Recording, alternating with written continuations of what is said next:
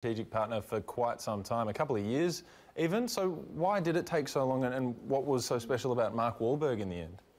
Yeah, well, I mean, it's certainly the case that this part of the sector is very interesting to investors.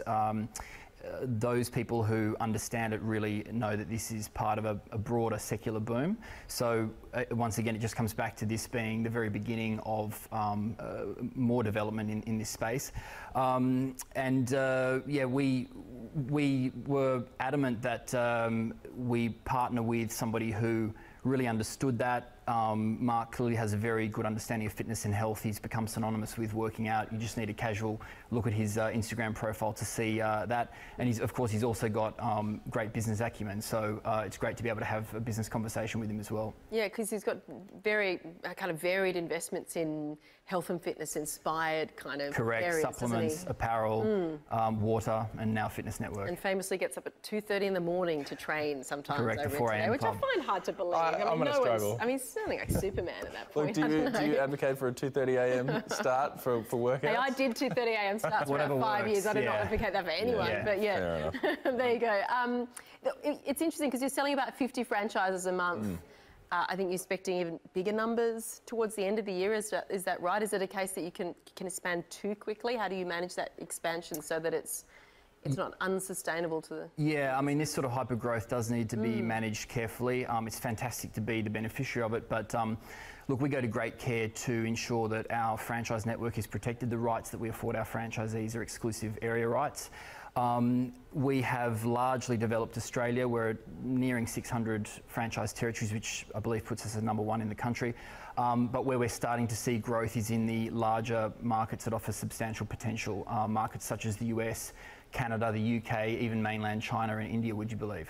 Okay, so you're saying Australia is basically saturated now? Yeah, in terms of territory development, for the time being... So this protects, you know, another F45 can't open up X kilometres down the road, or I mean, what is that? Correct. So franchisees are actually afforded the right to potentially develop another location inside their territory, but they're protected against anybody else coming in. Someone else doing it. Gotcha. Right. Yep. It's interesting, isn't it? So you're talking about this being such a fast-growing area broadly in Australia and around the world. It also means it's a fast-changing area. What do you think about the competition that you see popping up? Different sorts of workouts that are pretty specific, have a bit of a cult following. Do you see any concern around that?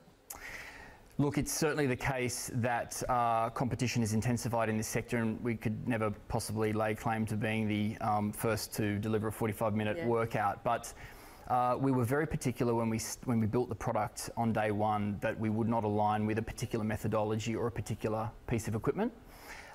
Essentially, at its bare bones, an F45 studio is a room that caters to 27 people who are training at reasonable intensity within 45 minutes. So on one day it might be a cardio-inspired workout, the next day it might be combat, the next day it might be a resistance workout. We're very agnostic when it comes to how we train and the equipment that we use.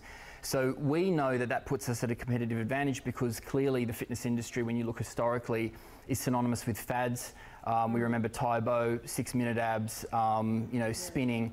To our mind, these are dangerous to align with because at some point the market will wake up and say, you know what, we don't want to just sit on a bike and do a one-dimensional workout. We want to go and do, you know, sprinting or calisthenics or resistance.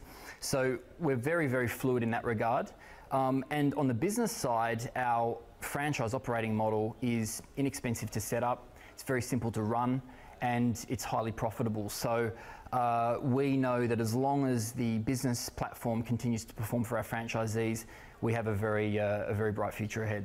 People who scroll through Instagram and other social media will be familiar with the types of photos that people take at F45. Now, back to Mark Wahlberg, he's got a huge social media following. Is that a conscious part of this deal? And do you think that there's a future strategy in, you know, getting some of his very, very famous mates on board with F45?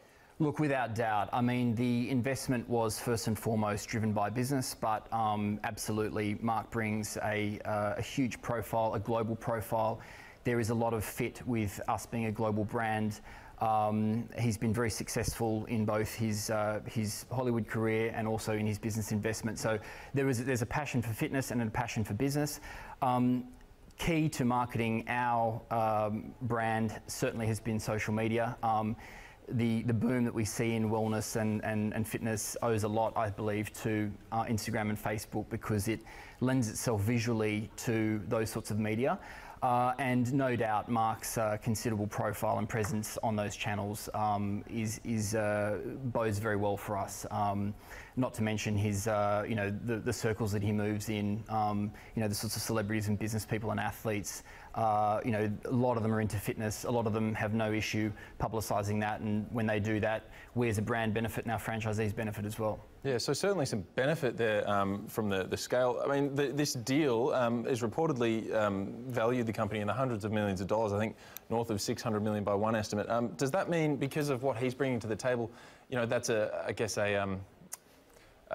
not a full valuation, because potentially he gets a bit of a discount because of all this good he's going to end up doing the company? Well, look, clearly both he and we believe that there is substantial upside to the valuation that the company receives today. The last couple of years have seen our revenues grow by compound average growth of about 130% year on year. So, we are in a hyper growth phase financially. And as I said earlier, we have every confirmation in these markets that we're operating that that this shows no signs of slowing. So, he wouldn't be buying in now if he didn't see a substantial upside in the years to come, and we share that view.